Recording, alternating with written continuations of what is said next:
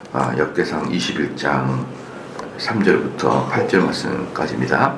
요압이 이제 인구조사를 명령을 받을 때 요압은 강력하게 반대를 했습니다. 강력하게 반대를 했는데 그 강력하게 반대를 해도 다윗의 마음은 전혀 요동치 않았어요. 3절 말씀에 요압이 이르되 여호와께서 그 백성을 지금보다 100배나 더하시기를 원하나이다. 내 주 왕이여 이 백성이 다 내 주의 종이 아니니이까. 내 주께서 어찌하여 이 일을 명령하시나이까. 어찌하여 이스라엘이 범죄하게 하시나이까 하나. 이제 요압이 강력하게 이제 반대를 하죠. 요압이 하는 이야기는 딱 맞아요. 왜냐 그러면은 하나님께서 이 나라의 주인인데 왜 갑자기 당신이 이렇게 공로를 가져가려 그럽니까? 그 뜻이에요. 공로를 가져가려 그러면 왜 이렇게 갑자기 그럽니까? 그런데 다윗은 이런 지하에 거절합니다. 두 가지 이유가 있어요. 첫 번째 이유는 그 요압에 대한 미움이 있어요. 요압에 대한 미움이 있고, 두 번째는 하나님이 하시겠다는 일이에요. 한마디로 하나님이 하시겠다. 왜 요압을 다윗은 미워합니까? 다윗은 미워한 이유는 다윗이 그렇게 간곡하게 부탁을 해도 다윗의 아들 압살롬을 창으로 찔러 죽였잖아요. 거기까지는 다윗이 참았어요. 거기까지 다시 참았는데 그 다음에 또 뭐가 있냐면 이제 평화의 시기가 왔을 때 아무런 죄가 없는 아브넬과 아마사를 죽여요. 이 아브넬과 아마사는 전쟁 시에는 다윗의 반대쪽에 있었던 사람들이죠. 다윗의 반대쪽에 있었던 사람인데 이제 그 압살롬을 다 이제 정벌하고 난 다음에 그 다음에 그쪽 편에 있었던 군대 장관이었거든요. 그 사람들을 이제 통합하는 차원에서 받아들였어요. 제가 이제 늘상 말씀을 드리고 싶은 것은 뭐냐면은 국가의 왕이나 대통령은 나를 지원해 준 사람은 내가 잘해주고 나를 반대한 사람은 필요 없어. 이런 식의 개념으로 국가를 다스리면은 국가는 편가르기에 급급하죠. 그래서 항상 불안합니다. 항상 불안해요. 왜냐하면 그런 분들은 집안에 부모와 같기 때문에 부모가 자기 말을 잘 듣는 애들한테는 편애하는 그런 것은 집은 더 불행해지죠. 그러니까 왕은 대승적인 차원에서 자기를 반대했던 사람도 이렇게 품을 수 있어야 됩니다. 왜냐 그러면은 그 사람 반대 세력을 따라갔던 사람이 적잖이 많은 사람이 그 사람들을 따랐잖아요. 다윗 때도. 그러면 다윗도 대승적인 차원에서 자기들을 반역했던 사람을 오케이 이제 평화로 왔으니까 내가 너희들을 품어줄게. 이제 이러면은 이제 사람들이 좀 덜 화가 나겠죠. 그 차원이 바로 아브넬과 아마사를 이렇게 한 거예요. 그 더 나아가서 이 아브넬과 아마사는 요압의 사촌이면서 동시에 요압과 버금가는, 요압보다는 못하지만 요압에 버금가는 그런 장군들이었어요. 그렇기 때문에 다윗은 요압을 견제하는 차원에서도 이 아브넬과 아마사를 품었거든요. 그러니까 그 느낌을 알고 있던 요압은 그 사람을 끄집어내가지고 죽여버린 것이죠.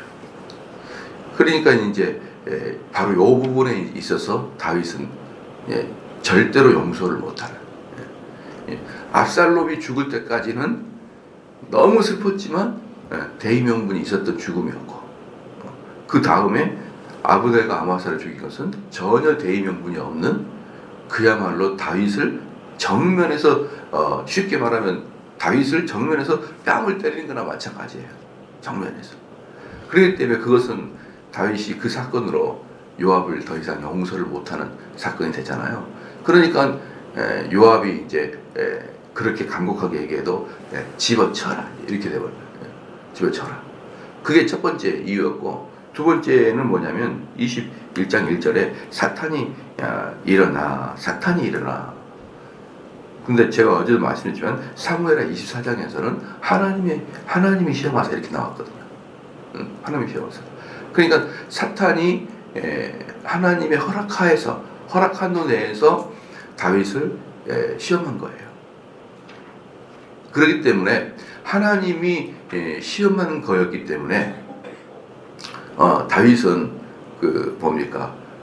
마음을 바꾸지 않는 거죠.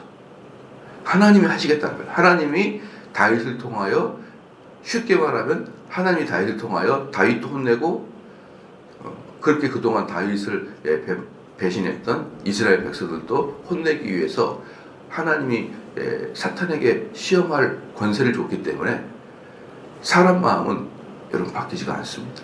바뀌지가 않아요. 그래서 제가 늘상 말씀을 드리지만, 사람은 한번 이렇게 시험이 딱 들면은 무슨 이야기를 해도 바뀌지를 않고 자기의 그 결론을 이루고 말아요. 이루고 맙니다. 그래서 보면은 이제 다윗이 시므이가 다윗이 이제 어렵고 도망갈 때 시므이가 쫓아오면서 계속 시므이가 다윗을 욕할 때 다윗이 했던 얘기가 뭡니까? 내비둬라.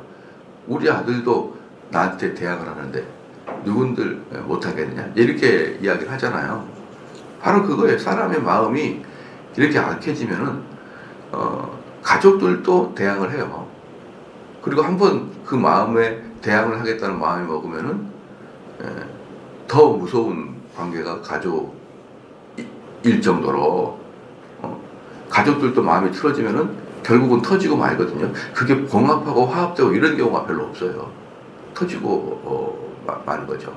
그러니까 이런 것들이 여러분 무서운 겁니다. 사람 마음이 같은 핏줄을 가지고 있는 그런 가족들도 틀어지면은 회복되기 어려운데, 핏줄이 나누지 않는 사람들과 사람들의 마음속에 이렇게 시험이 딱 들어오게 되면 결국은 무너지게 됩니다. 그렇죠? 그래서 이제 저희가 이제 어릴 때 신대원 다닐 때 왜 한국은 교회 목사님들이 팀 사역을 못할까? 왜 한국에서는 목사님들이 항상 단임 목사 원탑 체제로 가야 되나? 팀으로 해가지고 서로 높낮이도 없는 그런 서로 존중받는 그런 목회 사역을 했으면 얼마나 좋을까? 왜 한국 목사님들은 팀 사역을 못할까? 항상 저 신대원 다닐 때 목회 초창기 때 그런 생각 했거든요. 지금은 못한다고 나를 절대로 팀 사역 못합니다, 여러분. 왜 못하냐면요. 우리 성도들이 팀 사역을 다 갈라놔 버려요. 다 갈라놓습니다. 왜냐, 어떻게 하냐니까 목사님보다 저 목사님 설교가 더 은혜가 돼요. 이렇게 얘기해요. 항상 에브리데이 우리 성도들은 그 얘기를 합니다. 목사님, 저 목사님보다 목사님 설교가 더 은혜가 돼요. 또는 어디서 들려온 소리 하면 A 권사가 B 목사를 더 좋아한답니다. 이런 소리가 들려옵니다. 그게 들려오잖아요. 들려오는 순간에 미움이 딱 생겨요. 딱 점이 딱 찍혀요. 그 마음속에 저 사람이 라이벌이라는 느낌이 딱 들어요. 그거 들잖아요. 결국 깨지고 말아요. 그 한 포인트가 제 마음에 들잖아요. 그럼 결국 깨지고 만다. 여러분, 이게 목사의 직분이 엄청나게 예민한 게 뭐냐면, 이분보다 저분이 좋아요 이런 얘기를 교인들이 하잖아요. 그러면은 내 여자친구가 나보다 내 친구를 더 좋아한다는 이런 느낌이랑 비슷해요. 이해가 확 되시나요? 그렇기 때문에 교인들이 목사님, 난 여기서 은혜가 안 되니까 떠날게요 라고 할 때마다 어떤 느낌이 드냐면, 내 여자친구가 사요나라 하고 떠나는 느낌이에요. 그럼 1년에 5명이면 1년에 5번의 여자친구에게 이별을 당하는 고통을 당해요. 여러분 모르셨죠? 그 고통이에요. 심지어 내가 아는 친구 교회로 가게 되면은 나를 배신하고 내 친구랑 눈 맞아 가는 느낌이에요. 그래서요, 제가 말하면은 평생 못 잊어요. 그거. 떠나는 사람들을 평생, 그래서 제가 가끔 가다가 여러분 개인적으로 옛날에 떤 사람도 얘기하고, 그것이 여전히 내 마음속에 앙금이 풀리지가 않아서 그러는 거예요. 옛날에 5년 전에 7년 전에 떠난 사람도 제가 가끔 얘기하거든요. 앙금이 안 떠나요. 그게 떠난 사람이 나쁘고 나는 좋다 그런 개념이 아니고 방금 말했듯이 남자친구와 여자친구가 헤어지는 개념이란 말이에요. 또는 이혼하는 개념이란 말이에요. 그렇기 때문에 그 앙금이 가시지가 않아요. 가시지가. 그런데 그 정도인데 교회에서 서로 막 같은 뭡니까 리더십을 같이 갖고 있다가 이 사람이 저 사람은 좋아요. 자꾸 이런 말이 들리잖아요. 그러면 미움이 생겨요. 미움이. 아, 저 사람 없었으면 좋겠다. 이런 생각. 그러니까 제가 늘상 말씀을 드리지만 교회에서 목사님들이 다들 성향이 다르잖아요. 그러면 성향이 다른 대로 받아들여야 돼요. 이분 할 때는 내가 더 싫어. 이런 이야기가 돌려서 들어가게 되면요. 다시 말씀하지만 싫어 그런 사람에게 그 목사님의 미움이 가는 게 아니라 그 대상의 목사에게 미움이 가기 때문에요. 이 두 목사가 나눠져 버린다니까요. 성도가 그런 얘기하는 것은 그 성도가 미워지지 않고 그 목사가 미워지는 거예요. 그렇기 때문에 우리나라가 아니라 하늘을 천국 아래에 있는 모든 교회, 대한민국이 아니라 모든 교회 목사들이 다 그럴 거예요. 그래서요. 사실 미국 같은 경우도 유럽 같은 경우도 한 교회 담임 목사가 아닌 팀사역 없습니다. 거의 담임 목사 원탑이에요.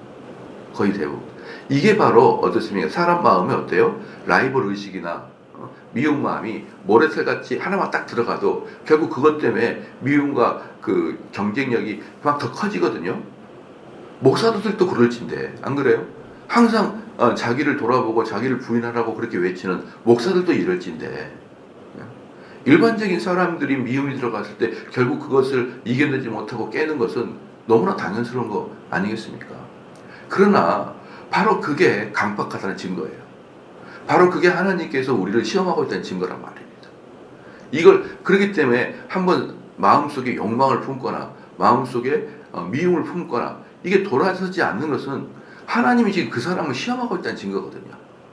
그래서 우리는 어떤 마음을 들었냐면 그런 마음이 들을지라도 또 회개하고 또 돌아보고 또 자기를 부인하고 이렇게 하면서 그 미움을 해결해보는 그런 과정과 능력을 키워나가야 되는 것이죠.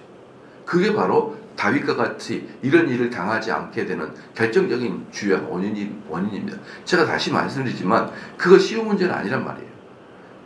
항상 하나님 말씀을 강론하는 목사들 세계에서조차도 그럴진데 일반 성도들이야 말할 수 없이 그 속에 미움이 들어오면 그걸로 영원히 끝내버리는 경우가 너무 당연한 일이에요. 그러나 그게 바로 우리를 파멸의 길로 끌고 가는 하나님의 시험이란 말입니다. 그렇기 때문에 우리는 그럴 때일수록 마음을 돌이켜야 됩니다. 그래서 이제 오늘 이 말씀에 요압이 그렇게 반대를 해도 두 가지 이유 때문에 다윗이 요압을 미워했던 이유 두 번째는 하나님이 이왕 다윗을 시험하려고 했기 때문에 다윗의 마음은 어때요? 일단 정해지면은 누가 뭐라 그래도 그걸 돌리지 않는 그 모습이 지금 3절에 나오는 것이죠. 4절에 왕의 명령이 요압을 재촉한지라. 여기서 재촉한지라 뜻은 뭐냐면 압박하다. 이런 지하에 거절하면서 압박하다. 그러니까 여기서 보면은 분명히 3절 말씀에 요압이 정확한 말을 했어요. 그러나 그 요압이 미우니까 다윗의 입장에서는 미우니까 재촉한지라. 드디어 요압이 떠나 이스라엘 땅에 두루 다닌 후에 예루살렘에 돌아와. 여기서도 보면은 이제 원래 이스라엘의 인구조사의 특징은 뭐라고 했습니까? 이스라엘 인구조사의 특징은 성전세를 내기 위함이에요. 성전세를. 이스라엘에서는요 재밌는 게 뭐냐면요 속죄제물을 내야 돼요. 속죄. 그러니까 인구조사를 할 때는 그게 가장 급선무입니다. 속건제를 위해서 이스라엘 전체를 인구조사합니다. 왜 그러냐 그러면요 다른 모든 제사는 그 우리 교회 헌금의 원리랑 똑같아요. 뭐냐? 비율로 내는 거예요. 많이 번 사람은 많이 내고 적게 본 사람은 적게 내는 게 모든 이스라엘의 헌금의 기초입니다. 그래서 잘 사는 사람은 송아지를 드리고 그 다음에 중간 정도 사는 사람은 양을 드리고 못 사는 사람은 비둘기를 드리는 것이죠. 그렇지만 너는 정말 가난하니까 재물이랑 헌금에 대해서 해방시켜준다. 그건 없어요. 아무리 가난해도 비둘기까지는 드려야 되는 것이죠. 그렇잖아요. 그런데 이 속죄제는 부자나 가난한 자나 똑같은 금액을 내야 됩니다. 똑같은 금액을. 왜? 모든 사람의 영혼은 똑같으니까. 모든 사람의 영혼은 똑같으니까 그 영혼에 대한 속죄 제물은 똑같은 금액을 내는 것이죠. 그렇기 때문에 전 인구를 조사할 때는 항상 하나님에게 회개를 하는, 즉 원래 인구 조사는 그래서 레위 지파가 했던 거예요. 레위 지파가 해가지고 그 전 백성에게 속죄 제물을 받음으로 말미암아 그것을 하나님께로 드리면서 그 제사의 그 뭡니까 정신을 잃어버리면 안 되는데, 지금 요압이 예루살렘에서부터 온 이스라엘을 다 조사했는데 그것도 건성건성 조사해요. 건성건성. 그러니까 요압도 다윗의 명령을 받고 그게 마음에 들지도 않고, 요압도 다윗을 별로 안 좋아하니까 다윗이 명령을 했지만 건성건성 이렇게 하면서 뭐 대략 몇 명입니다 이렇게 하고 있거든요. 이렇게 하고 있어요. 그러니까 요압도 인구 조사할 때 다윗의 명령에 충성을 하지 못하고, 두 번째로도 뭡니까? 제사의 원리를 기억하지 못하고 대략 대충 그냥 하고 맙니다. 그래서 4절에 왕의 명령이 요압을 재촉한 자 드디어 요압이 떠나 이스라엘 땅에 두루 다닌 후에 예루살렘에 돌아와. 두루 다녔다 이 말이에요. 대충 다녀서 예루살렘에 돌아와. 5절 말씀에 요압이 백성의 수요를 다윗에게 보고하니 이스라엘 중에 칼을 뺄 만한 자가 110만 명이요 유다 중에 칼을 뺄 만한 자가 47명이라. 그래서 6절 말씀에 요압이 왕의 명령을 마땅치 않게 여겨 레위와 베냐민 사람은 계수하지 아니하였더라 이랬거든요. 그러니까 원래 인구 조사할 때 레위 지파는 빠집니다. 원래 인구 조사를 레위 지파, 그리고 레위 지파가 인구 조사를 해요. 레위 지파는 쉽게 말하면은 이런 그 제사를 드릴 때 열애입니다. 열애를 해주면서 레위 지파를 빼는데, 그것은 뭐 이제 원래 인구 조사의 기본적인 생각이고, 그런데 두 번째는 뭐냐 그러면은 베냐민 지파를 뺐어요. 베냐민 지파를 뺐는데, 이게 왜 베냐민 지파를 뺐냐면요. 쭉 이제 요압 입장에서는 멀리서부터 인구 조사를 쭉 하고 와서 예루살렘까지 들어가는 겁니다. 그럼 여러분, 베냐민과 예루살렘의 관계는 제가 뭐라고 했습니까? 서울과 일산 관계라고. 그러니까 서울 바로 옆에 딱 붙어 있는 겁니다. 그렇기 때문에 베냐민 지파를 이제 마지막으로 하고 예루살렘에 들어가는데, 요압이 띵가 놀면서 했던 거예요. 놀면서 천천히 가가지고 인구조사도 뭐 딱 세밀하게 한 게 아니라 가장 지도자에게 젊은 애들이 몇 명입니까? 대충 물어보면 되거든요. 그럼 거기 가서 요압이 전 국토를 돌아가면서 어때요? 대접받고 놀고 다윗도 욕했다가 그러면서 아마 전국을 돌았을 거예요. 다윗이가 스스로 컸냐? 다 내가 다 했지. 막 이러면서 실골은 나한테 있지. 이러면서 돌아다니면서 요압은 여기저기서 하고 있는데 마지막에 베냐민 지파를 카운트 하지도 못할 만큼 다급하게 일을 마무리 시키는 거예요. 다급하게. 왜? 그 다음 절 봐보십시오. 7절 하나님이 이 일을 악하게 여기사 이스라엘 치심해. 그러니까 인구조사 끝나기도 전에 하나님께서 그 일을 악하게 여기사 전염병을 줘버릴 거예요. 그러니까 이 요압이 예루살렘에 들어오지도 못한 상태에서, 베냐민 지파도 아직 계수하지 않는 상태에서 이미 하나님의 진노는 이미 그 땅에 임해버리기 때문에 요압이 헐레벌떡 복귀하게 된 것입니다. 헐레벌떡. 이만큼 하나님께서는 지금 그 다윗의 시험을 강하게 분을 내고 있고, 또 이만큼 하나님께서는 이스라엘 백성에게 재앙을 내리려고 마음을 먹고 있었기 때문에 요압이 이 일을 다 끝나기도 전에 이미 이스라엘 전체에서는 하나님의 심판이 임하기 시작했다. 8절 말씀에 다윗이 하나님께 아뢰되 내가 이 일을 행함으로 큰 죄를 범하였나이다. 이제 간구하옵나니 종의 죄를 용서하여 주옵소서. 내가 심히 미련하게 행하였나이다 아니라. 그래서 이제 다윗은 곧바로 이제 이 일이 하나님께 큰 죄라는 것을 깨닫고 회개했지만 하나님께서는 이 시험을 주신 이유 중에 하나가 이스라엘 백성을 죽이게 하기 위함이거든요. 일단의 이스라엘 백성들을 그동안에 말을 듣지 않았던 이스라엘 백성들을 죽이려고 시험을 허락했기 때문에 다윗이 회개를 해도 하나님은 죽일 사람을 죽이고 결국 이 사건으로 7만 명의 사람을 죽이게 된다고 말씀을 드렸잖아요.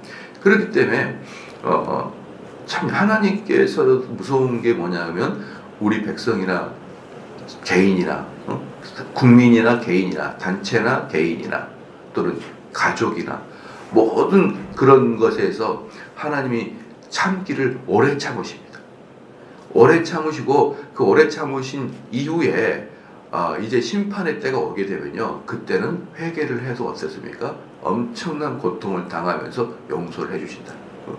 참을 때 하나님께서 계속 선지자를 보내서 계속 하나님 말씀을 보내서 그 사람이 돌아오기를 계속 간구하겠죠. 그러나 그 사람들은 깨닫지 못하는 거예요. 끝까지 갑니다. 아까도 말씀드렸죠. 끝까지 가다가 결국은 어느 누구도 그 고통을 당할 때, 그 죽음을 당할 때, 그 집안의 멸절을 당할 때 입을 열어서 서로 간에 변명할 수 없을 정도까지 악을 치닫도록 내비둬요. 그러니까 하나님께서 어느 정도 목전까지 찰 때까지 기다리다 친다 이런 개념보다는요, 그 피해를 당한 사람이, 고통을 당하는 사람이 입을 열어서 왜 나에게 이런 고통을 줍니까? 라고 말을 못할 정도로 내비둔다 이 말이에요. 왜? 하나님은 사랑의 하나님이고 자비의 하나님이기 때문에 원인 모를 고통을 당하는 것은 너무 고통스러운 거잖아요. 그러니까 너희들이 왜 고통을 당하는지를 인식시킬 때까지 우리의 죄를 다 이렇게 뭡니까? 내비둔다. 그런 다음에 치시기 때문에 사람들은 그저 살려달라고 말할 수밖에 없는 거예요. 없는 겁니다. 그런데 이것도 없었던 시기가 언제예요? 이것도 없었던 시기가 사사기 시대입니다. 사사기 시대는 자기들의 범죄를 몰라요. 어찌하여 이런 일이 우리에게 벌어지나이까. 맨날 그래요. 맨날. 어찌하여 우리에게 그렇기 때문에 사사시대는 완전히 갈팡질팡한 세대고 하나님을 전혀 알지 못하는 시대가 사사시대인데, 보편적인 시대는 어떻습니까? 하나님께서 백성들이 왜 벌을 받는지를 알 정도까지 기다렸다가 그들이 예지갈 때 그때 벌을 주기 때문에 그때 벌은 엄청 크다. 엄청 아프고 엄청 크고 엄청 징벌이 무섭다. 그렇기 때문에 백성들은 그 하나님의 말씀을 들을 때마다 돌이키고 해야 됩니다. 그래서 그 많은 경우에 그러지 않습니까? 우리가 시험을 당할 때 더 성숙하다 그러잖아요. 여러분 그러지 않아요. 시험을 당할 때 성숙한 게 아니라 시험 전에 성숙했다가 시험 때 내 위치를 아는 거예요. 우리는 실력이 언제 향상되는 게 아니라 언제 향상되는 거냐면요, 중간고사, 기말고사 볼 때 실력이 향상되는 게 아니라 그 시험 전에 공부를 한 다음에 내가 어느 정도 등급을 있는지를 그때 표시를 하는 것이지, 시험을 당한 다음에 여러분의 믿음이 성장하는 게 아니에요. 여러분, 믿음의 성장은 평범할 때 성장하는 겁니다. 안정될 때. 그 안정되고 평범할 때가 언제예요? 하나님 말씀을 꾸준히 들을 때라고요. 하나님 말씀을 꾸준히 들을 때 여러분의 신앙이 높기 때문에 내 마음속에 악한 일이 있을 때는요, 언제 돌이키냐 그러면 평범할 때 설교 통해서 돌이켜야 되는 것이죠.